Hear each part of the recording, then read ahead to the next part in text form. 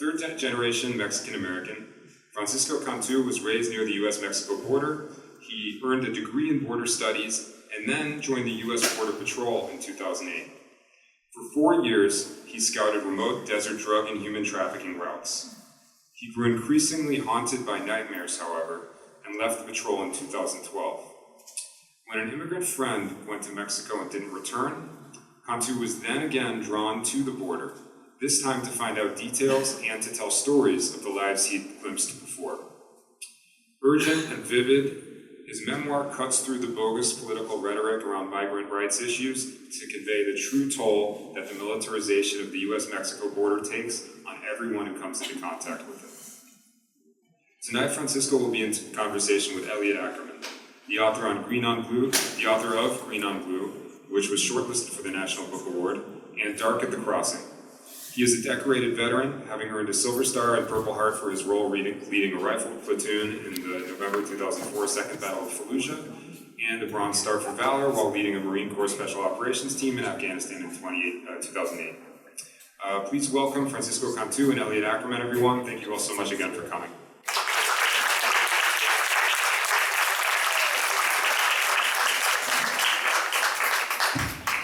Well, once again, thank you all so much for coming. Can everyone hear me?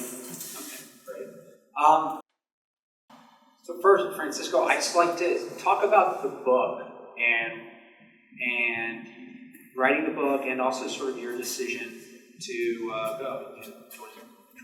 How this fused together. Yeah, there's a good introduction and kind of sums up the book, sort of like stole my thunder, but that's okay. No, I joined the Border Patrol as a 23-year-old, like freshly graduated from college. I went to school here in D.C., went to school at American University. And so, I had grown up in Arizona. My mom was a park ranger. I grew up very close to the desert. And so, I left home really, I think, looking like to escape Arizona and looking to broaden my horizons, and I studied international relations because I wanted to travel everywhere and get away from where I was from. But I think my reaction to being in DC was so disorienting that I sort of changed track and began to focus on the place where I came from and began to study the border and immigration between the United States and Mexico as a way to have a little bit of skin in the game, or to know what I was talking about in my class. And then I really became sort of obsessed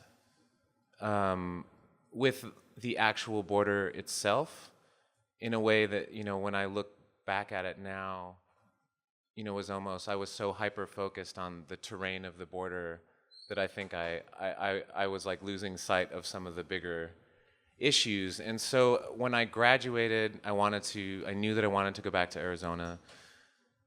I had that fixation on the desert. I felt that a lot of my book learning was detached from the realities of the place where I grew up and the place that I knew, and the desert and the landscape. And so, I was actually at a job fair at American University, and there was a Department of Homeland Security booth. And I picked up the flyer, sort of scoffing at it. There's Border Patrol agents on ATVs, and They always get you with the ATVs. I didn't care about ATVs, but there might have been a Border Patrol agent on a horse, and I thought that was cool. And I mean, I knew, I had all of these questions, these policy questions. I had interned at a policy institute here in the city, and I thought I took that brochure home with me, and I was like, well, even though I've never thought of myself as a law enforcement-minded type person, I felt like that was the only way for me to actually be out in that landscape 24 hours a day, 7 days a week, around the clock. Did you feel like there was a moral imperative to get on the ground? And what I mean by that is not a moral imperative to be on one side of the issue, on the other side of the issue. I mean a moral imperative if this is an issue that I'm going to invest myself in, meaning, or a place, meaning the border, I have a moral imperative not to sit in a Washington or a New York or wherever reading policy briefs, and I have an imperative to have some type of seminal experience that I can root my later opinions in. I mean, I'm just, I think not to ask a leading question, but I'm wondering if Yeah. that was part of what you were thinking. I mean, like growing up in a place like Arizona, and then reading these like academic books and articles and numbers and statistics about, it felt severed from the culture of the place and the reality of the people. And so, I looked at it as an extension of my education. Like I was like, I didn't see it as a career move. I thought that it would be something I would do for 5 or 6 years. And I think as a lot of young people do, that I would be able to like enter this institution with all of my, like fully formed ideas about who I was and like what my morals and ethics were, and that I would sort of be able to navigate it and keep all of that intact. And you talk about that in the book, that your mother was someone who was sort of very like an important guidepost as you were, frankly, growing up in the Border Patrol, is what it sounds like. So, my mother was terrified, and like, she was horrified that I had made this decision. And, throughout the decision, I think, so what it's, the book was never really an idea until after I left the Border Patrol. And, it was a way to make sense of this institution that I had participated in, and this, what felt like violent policy that I had like given over part of my identity to enforce. And, I think my mom saw that coming, as, moms always see it coming.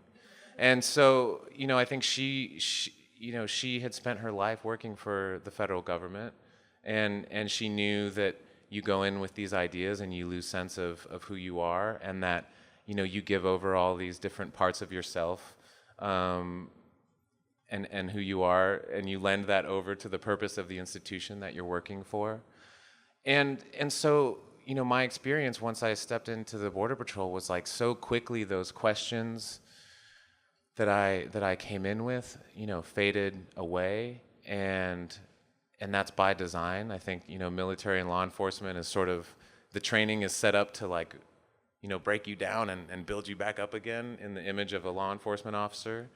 And so, very soon I was just like waking up every day and, like coming home after, encountering somebody who was risking their life, to cross the desert, and then I'm the one that takes them in, and then just sort of the conversations and like the reality of that being like filed away. And I would write it down sometimes, like I would write down these conversations or these interactions, almost I think as a way to like put it aside and deal with it later, just so that I could like get up the next day. I mean, you become numb to it, and I think that was one of the central things that I wanted to like interrogate and investigate in this book, is the ways that we become numb to violence. Did you feel when you were serving as a Border Patrol agent that there was a larger consciousness amongst your colleagues as to, the relative rightness or wrongness that they felt, was it something that was actively discussed? And I asked this question sort of in light of my own experience. When I served as a Marine, whether people were for or even against the wars we were fighting, we never talked about it. And it wasn't like we were suppressing that. It's just like, actually, frankly, it kind of seemed completely irrelevant.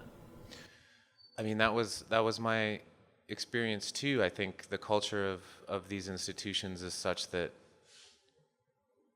you don't talk about it. And so, I never, it was just this thing that you filed away. And for me, it manifested in sort of like dreams and maybe like quiet doubts that I never really acknowledged. But yeah, you didn't talk about it. And I think that's sort of, this book began as a way to really like call all of that back. Because when I left the Border Patrol, even like a few months out of the Border Patrol, all of the like drug busts, or you apprehend somebody that has a criminal history, and as a law enforcement person, you pat yourself on the back at the end of the day for that, and you feel good about what you did that day, or like some like car chase, and like you feel like you were a good cop that day or whatever. All of that faded away. Like I carry almost no memory of that. What I remember and what I carried with me after stepping away from that job were all of the human encounters that I had, all of the conversations that I had with the people that I was, sending back to these places they were risking their lives to flee, and sending them back there, even if you are like administering some aid in that process.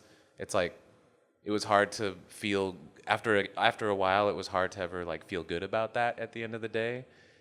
But I didn't realize that until I stepped away from it. It wasn't like a waking thing that was torturing me in my day-to-day life. I think one of the things that, I find striking in the book, and then maybe I can ask you to read a little bit, is that, and for those of you who don't know, Francisco's book has been subject to some controversy, and I think, some of the controversy has been about this idea of, how do we humanize the migrants? And I think you do an exceptional job of humanizing people that are trying to get across the border, telling their stories. The section at the end of the book about your friend Jose is extremely, powerful, moving, and very elegantly told. And frankly, you also humanize the Border Patrol agents. And you tell stories of your friends and your colleagues and why they joined the Border Patrol, and the fact that many of them are Latino or Latina themselves, and how they reconcile that with working in the Border Patrol. And to me, what's so interesting is I think that's the only way through, is we all have to recognize our shared humanity, and recognizing our shared humanity, that is often where the solution to these problems reside.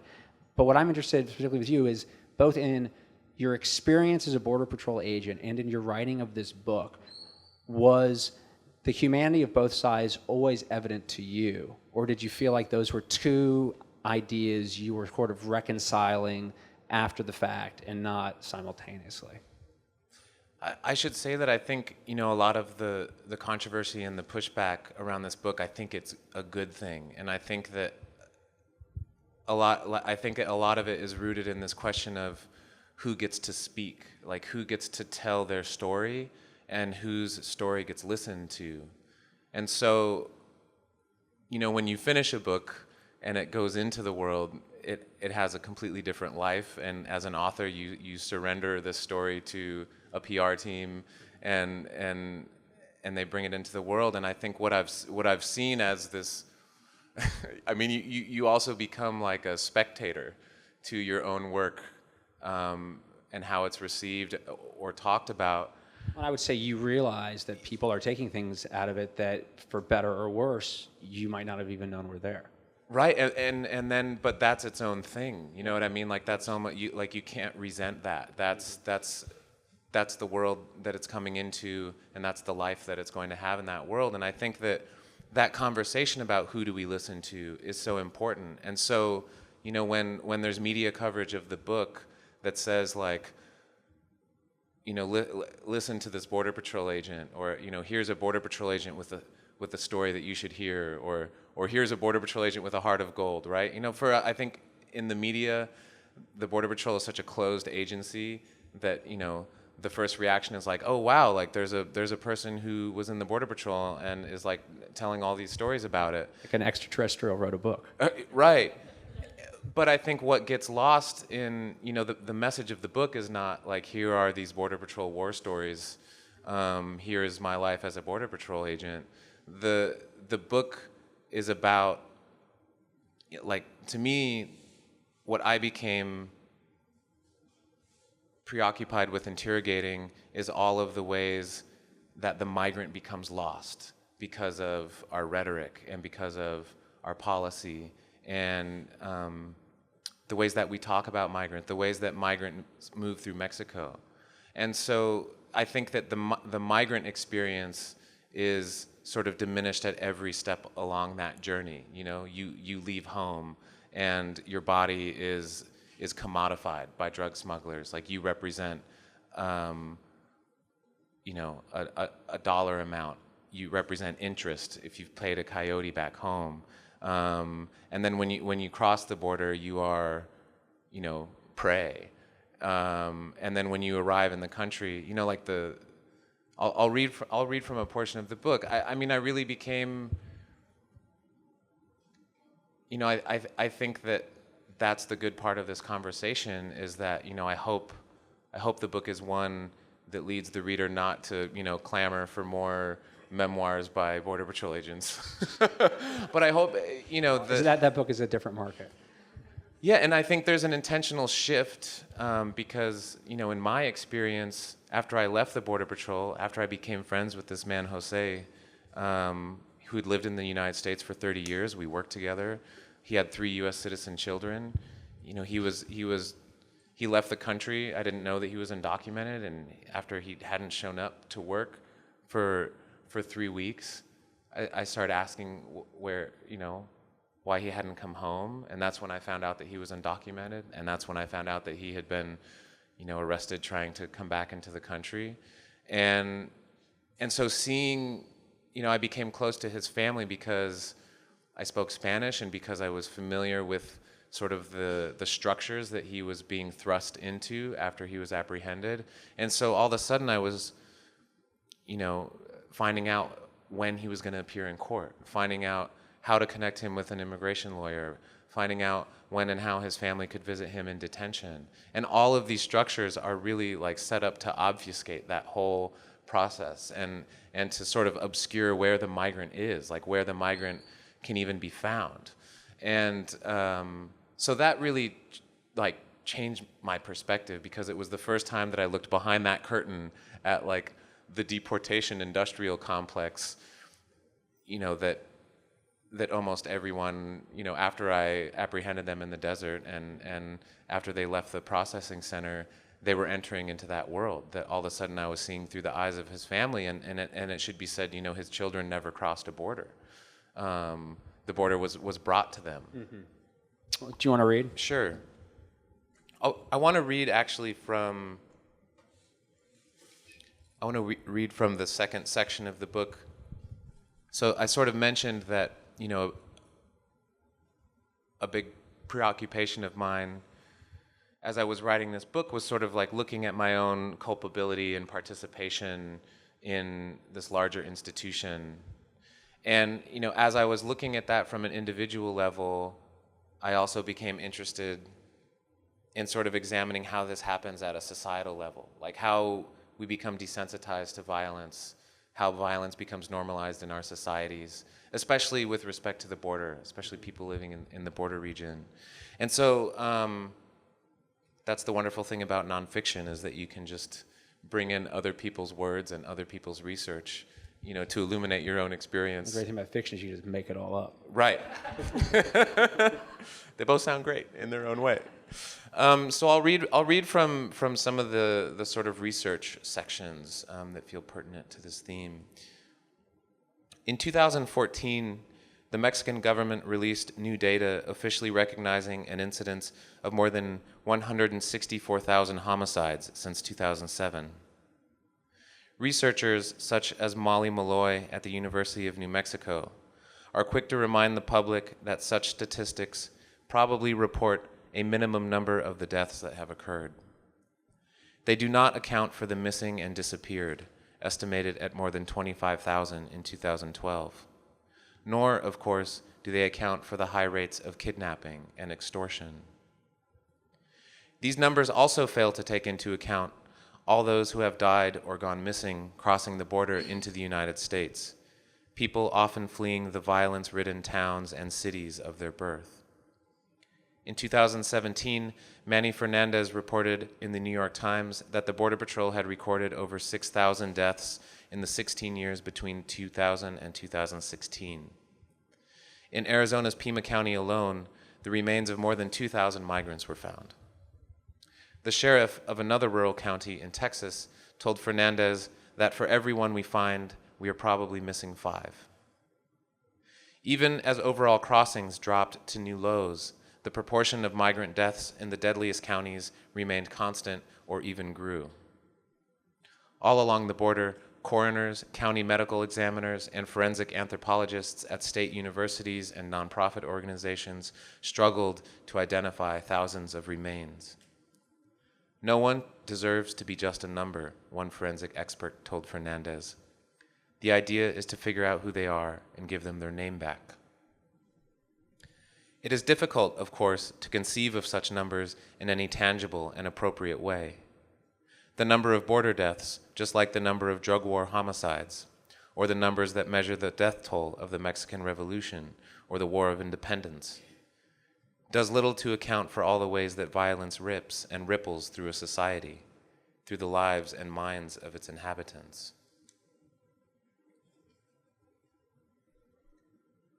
In an exhaustive study of news coverage in multiple borderland newspapers, Jane Zawiska, a cultural sociologist at the University of Arizona, surveyed 10 years' worth of reporting to determine the most common metaphors used by journalists writing about migrant deaths. Economic metaphors were most predominant, characterizing migrant deaths as a cost, calculation, or gamble. Death is the foreseeable outcome of a cost-benefit analysis, with measurable, calculable risks and consequences. Death is the ultimate risk in a game of chance, the unlikely result of a roll of the dice. Metaphors like these, Zawiska writes, naturalize death and suggest that migrants bear some responsibility for their own deaths. Violent metaphors were the second largest category, depicting death as the vengeful punishment of an angry desert or the casualty of a war waged along the border. In such discourse, deaths were blamed on unforgiving weather, on lethal immigration policy, on a lack of enforcement against an invading army of migrants. Dehumanizing metaphors constituted Zawiska's third category. Here, migrants were depicted as animals, something hunted, the persecuted prey of smugglers, law enforcement agents, and militant vigilantes. Lured to the Border Patrol by prospect of well-paying jobs, migrants engage Border Patrol trackers in a cat-and-mouse game with deadly consequences. A related metaphor, writes Zawiska, depicts enforcement agents as humane shepherds tending to a flock. This illusion reinforces the humanity of the Border Patrol while it dehumanizes migrants by portraying the Border Patrol as saviors. An associated livestock metaphor, widespread in Mexico, casts migrants as chickens and smugglers as chicken ranchers, pollos at the mercy of their polleros. Another subcategory of metaphors describes migrants as dangerous waters threatening the nation, a metaphorical home. Enforcement is represented as an effort to staunch the unwieldy flow of migration. The border as a barrier to be plugged and sealed against a rising tide. The corresponding death toll is a surge, and the bodies are part of a flood of migrants that overwhelm Border Patrol agents and medical examiners.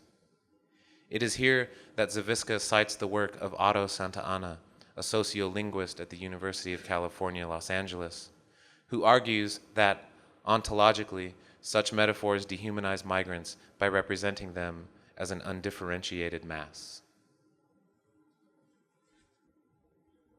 I'll read one last little snippet.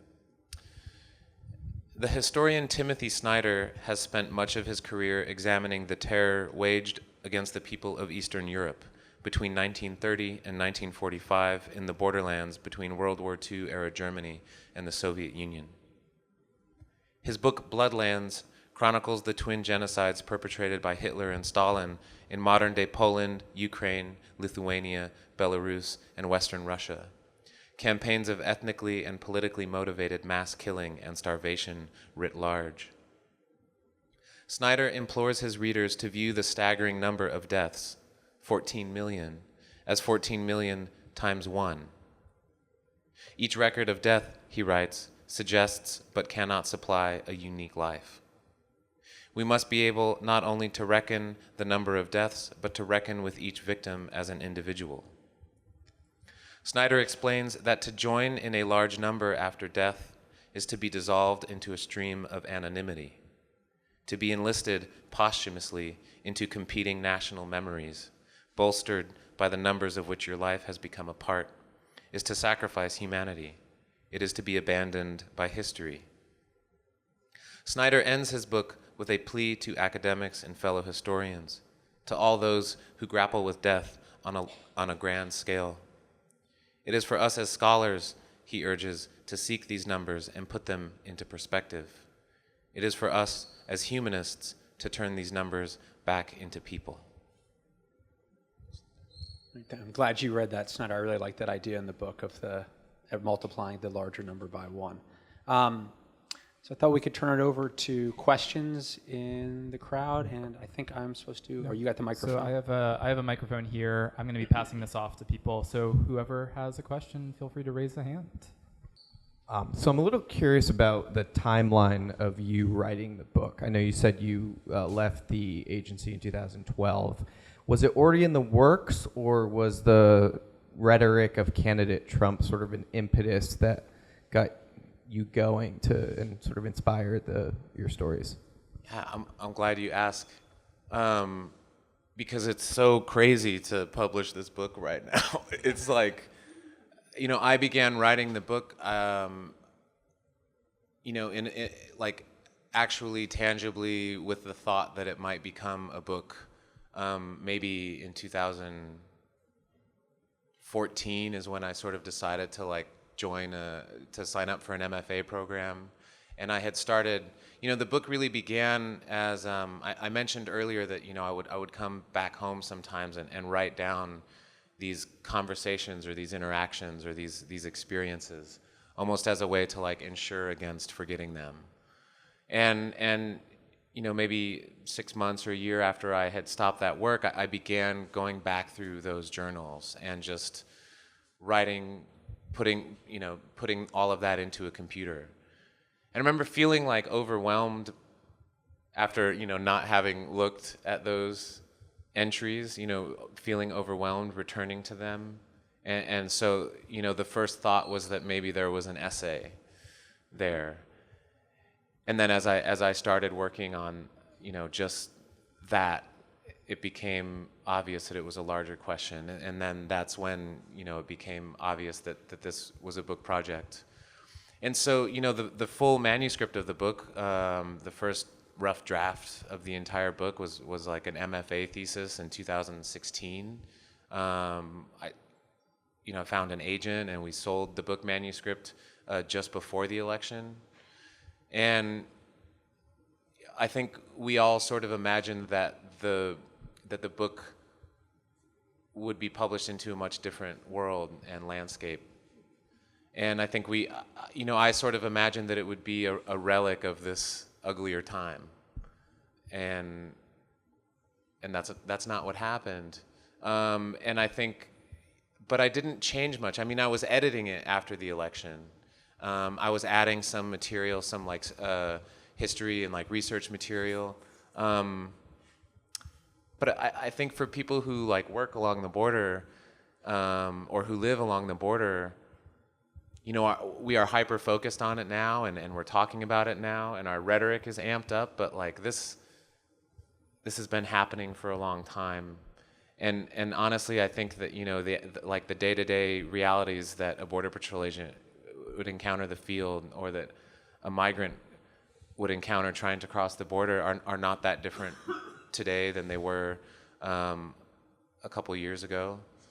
I think that perhaps, the reality for an undocumented person living in the United States, or a dreamer, might be very different. I think the fear that people live with is different now. I know people that live in Tucson who, are literally afraid to leave their homes. I know people who think that it could be within the realm of possibility that a helicopter would land in their yard and take them away in the night. And I think that might be new.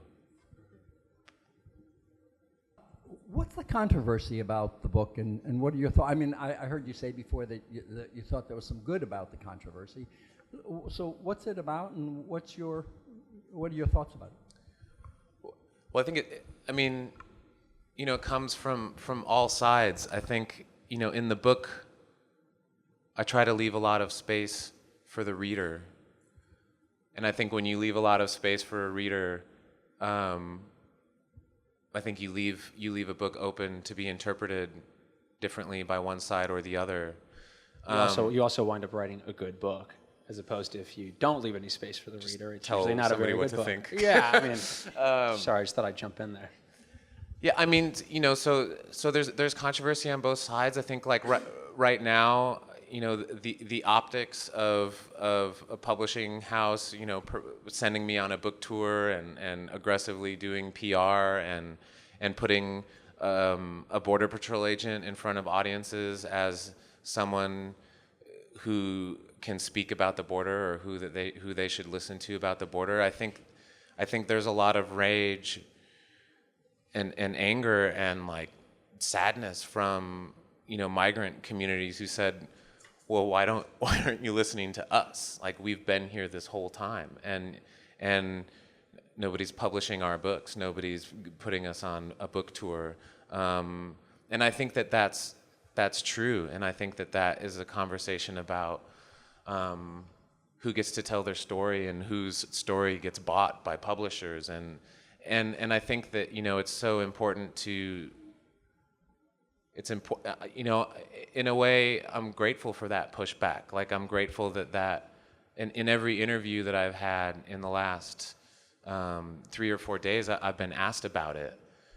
And if that becomes part of the conversation about the book, then like, I think that's good, because, maybe publishers in New York will be, nervous and like, oh shit, like we better.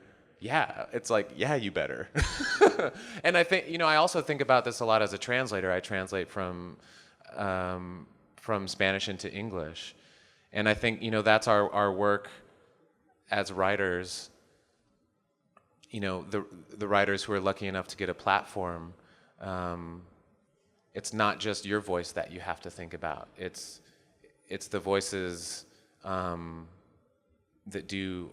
that are and are not given a platform, and what you do with your platform, and how to bring other voices along with you. Does that answer your question? I hope so.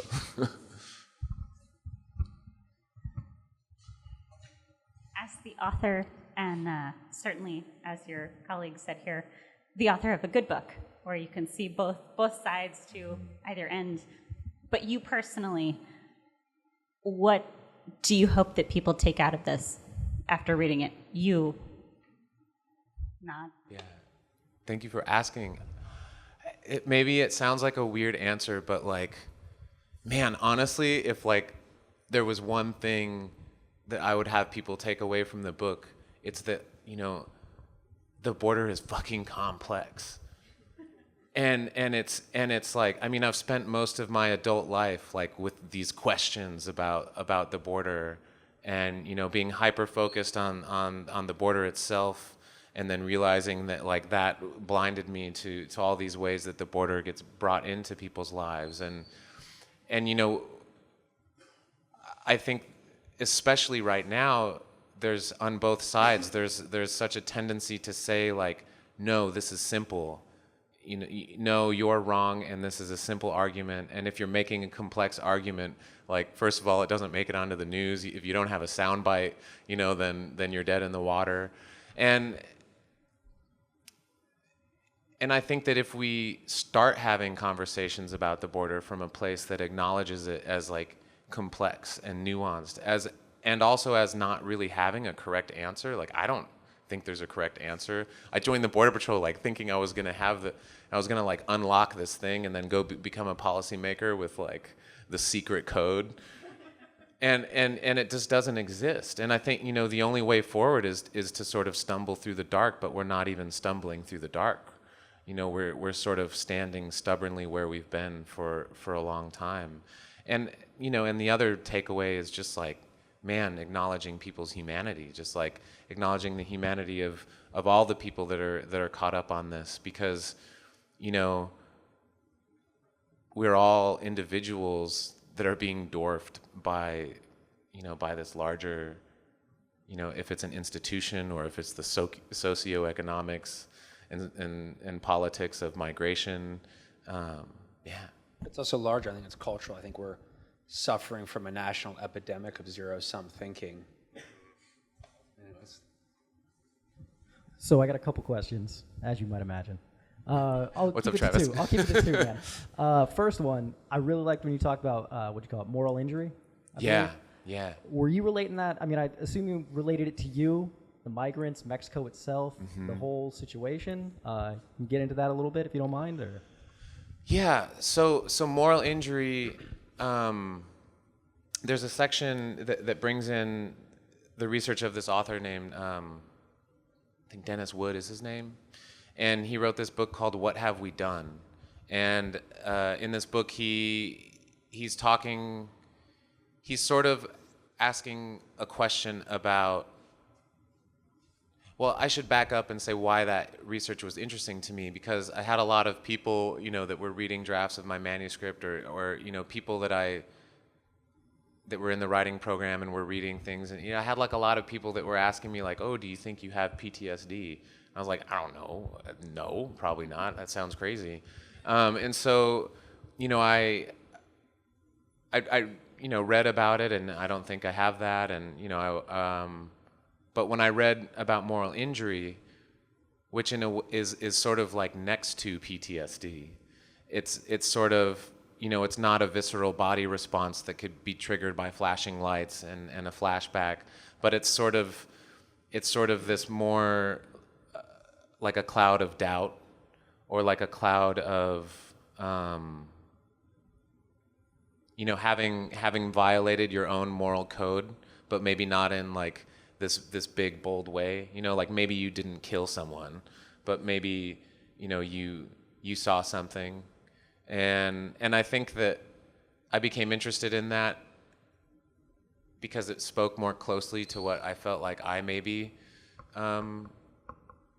was experiencing, and I thought that it also speaks to, when I inserted it in the middle section talks a lot about drug violence in Mexico. And I was reading a lot of poets and writers, Mexican poets and writers, talking about, what it is to live in Mexico in a society that's that inundated with violence in the years, like that decade, the Calderon administration, and we're still seeing it.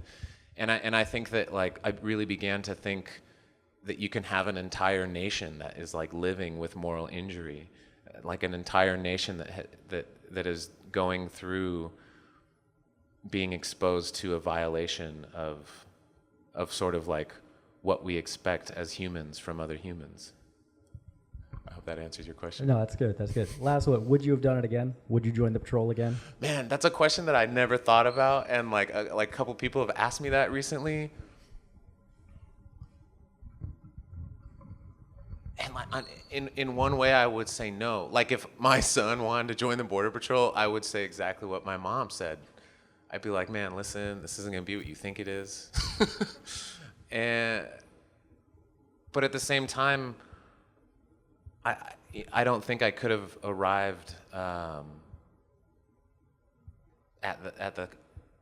a way of thinking and wanting to ask questions that feel more authentic than answers, if that makes any sense. Like, my experience was that it's okay to ask questions, and I feel like that's what drew me to writing, is that it's this one profession where we get to sit back and ask questions, and it's okay if we don't have the answers, and we can kind of turn that mirror on the reader and reflect those questions back onto the reader, and I'm glad I arrived at that place, I guess.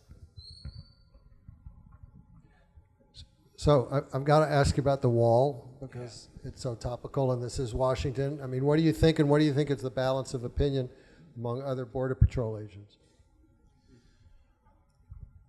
When I was in the Border Patrol, I was under the impression that like all the guys I worked with thought the wall was stupid. and I hear, I have a handful of people that I'm still, close with from the Border Patrol.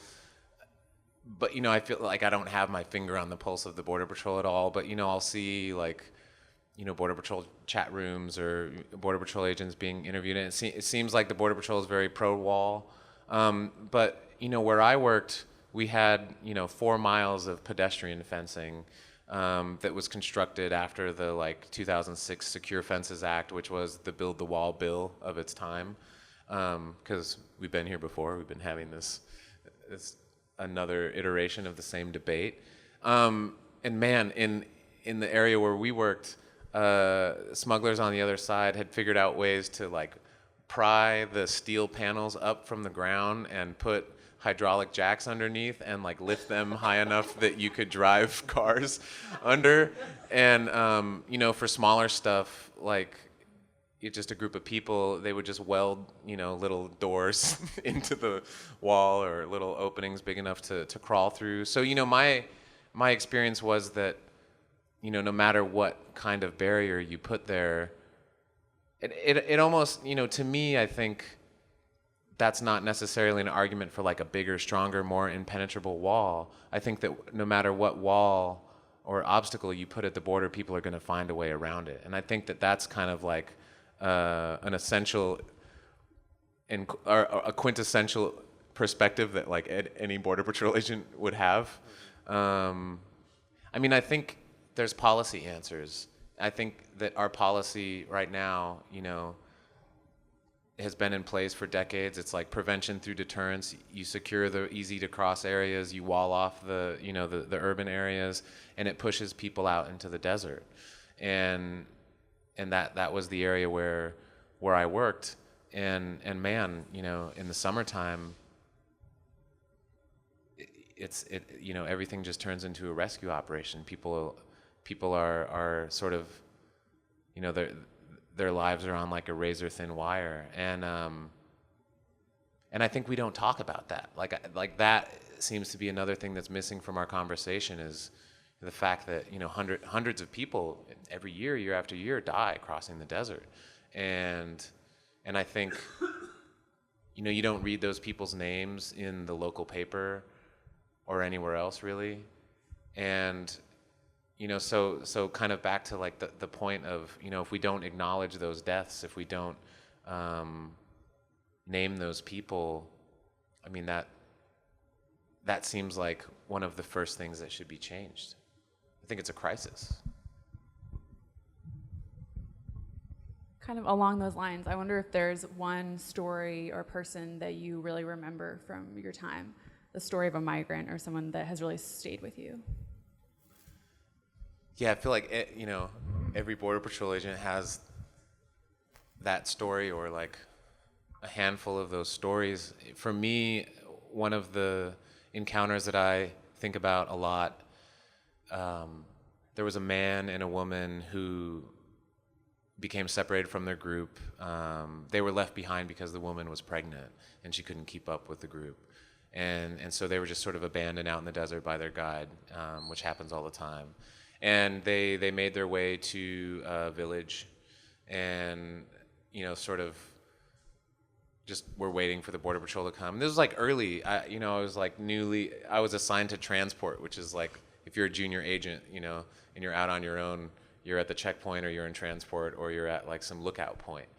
And so I was sent to just bring them back to the station, and you know, I started talking to this woman, and it turned out that she had grown up in Iowa, and she spoke like perfect English, and she was a school teacher, and she had left the country when, again, like a family member was sick, and she went to care for them, and then she was trying to cross the border because she was going to have a child, and she wanted her child to have the same life that she had had, and what she felt were the same opportunities that she had had growing up here. And, you know, like her husband saw that we were talking and saw that we were speaking in English, that we had a connection. And so he asked me, he's like, hey man, can you know, just like do us a solid, and we could skip the whole go to jail thing, and you could just drive us back down to the border and drop us off. And at the time I was like, no, of course not. This is my job. I have to bring you in, and you know that. But I remember like asking them really specifically for their names, like before it was required, in order to like put their names into a database or whatever, like telling them my name and asking them for their name. And I remember that was like, they were surprised. And I remember, like asking them to be safe and asking them to think of their child. And then like I went back out on patrol that same night, and a couple hours later I was like sitting in the transport van, like waiting for the next call, and I realized that I had completely forgotten their names. And the reason that sticks with me is because I think, that's the first step in, becoming numb and in dehumanizing someone, when you forget what makes someone an individual.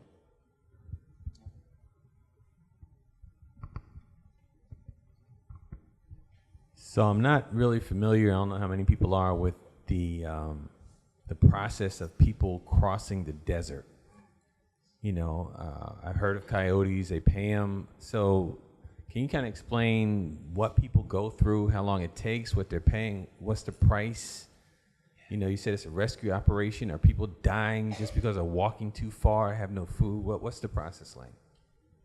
Man, it's like, it's a simple question, but that's such a good question. And it's like, I forget that that's so abstract. And it's also, I think last year was the first year in which more migrants from Central America crossed the border than from Mexico. And so those people who are coming here from Central America, that journey is thousands of miles longer. They're crossing, first they have to cross the border from El Salvador into Guatemala, from Guatemala into Mexico. How difficult are those crossings? I think that crossing is quite often much more dangerous than well, it's a different kind of danger, right. I think the drug cartels and the violence, the immediacy of violence is different. It's maybe less from the landscape. And then there's the whole journey across Mexico, often on the top of trains. And then when you arrive at the U.S. Mexico border, the numbers as far as what that costs, they go up. The harder it becomes to cross the border, the more drug smugglers can charge migrants. So, like when I was in college, I remember hearing that number was like $2,000 to $3,000. And I think now, and then I remember like when I was joining the border, like when I was in the Border Patrol, I feel like I remember that number hovering around $6,000. I think now it's like, it's like $10,000. It's crazy. And so what these people do is they take out a loan from like a local loan shark in their village, and with like crazy compounding interest. And they're like, well, I got to get to the United States so I can get that American job so that I can pay off this interest. And they pay somebody to smuggle them over, and the longer journey, the shorter journey is the more expensive journey. So if you wanna, it's kind of like, do you want to walk through the desert for 2 days? There's this price. If you're gonna walk through the desert for 4 days, here's another price. Or you're just told that Phoenix is right over that range of hills, and you're given a water bottle, like one water bottle, and then little do you know you're off on like a 5-day journey or a 6-day journey. I mean, there's so many variables, but what I think a lot of people don't realize, a lot of people just think about, jumping that wall or that fence, right? Like getting to the other side of that fence. But our policy is such that like where I worked, there was kind of like a 40 to 80 mile swath of desert that was regularly being navigated by drug cartels, by groups of people trying to cross over. It's all about getting to that highway. Last question to my man Koya, what's up? You do a good job in the book of sort of portraying the relationship between you and other border agents. So when you were writing, not so much writing the book, but knowing that it was on its way to being published, is that something that ever gave you pause? Did you ever feel like you needed to sort of go back to your colleagues or the border agents that you're still have relationships with, and sort of tell them about this project and how have they received it? And I'm sorry, it's 2 questions. Did you ever consider fictionalizing it, and do you think that would have made a difference? I mean, I changed everybody's names. Some characters are kind of like a combination of multiple people. Sort of just like from a narrative standpoint, you can't have like a different Border Patrol agent in every single scene and be like, wait, who's that guy? But you know, like the writing of that came very naturally to me because,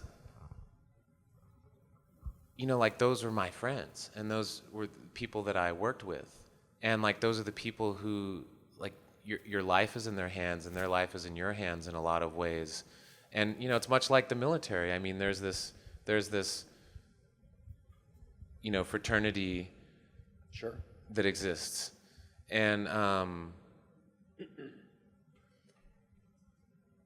you know, sure, I was worried about how it would be perceived more largely, but I felt that like the people that I knew, that I talked about in the book, that I was a little bit nervous, but like I was like, man, this is who that person was to me, and I don't think anybody comes off. I mean, I don't know how they come off, but the reaction has been really surprising. Like anytime my phone rings or I get a text message and it's from an old coworker, I'm kind of like terrified. This is gonna be like, what the fuck, man? And I got one of those phone calls last week, and it was a friend that I had worked with, and I had sent him a copy of the book, and he said, hey man, I want to say I'm really proud of you, you know, congratulations on this book, and like I'm really sorry. I want to apologize to you. I was like, what are you talking about? And he's like, man, I'm sorry I never asked how you were doing. And I'm like, well, we don't ask each other how we're doing in that line of work. Like, you have nothing to apologize for. And I guess, like, you know, to your question earlier about like what people take away from the book, I think if there's, you know, if people read the book and they've done that work, you know, they might not agree with some of the conclusions I come to, or kind of like, you know, the overall position that like the book might thrust the reader toward. But I hope it feels like the reality of that job and the that there's like an honesty with which the job is depicted. And also, you know, if that goes a little ways towards like somebody reading that book and be like, man, I had those dreams too.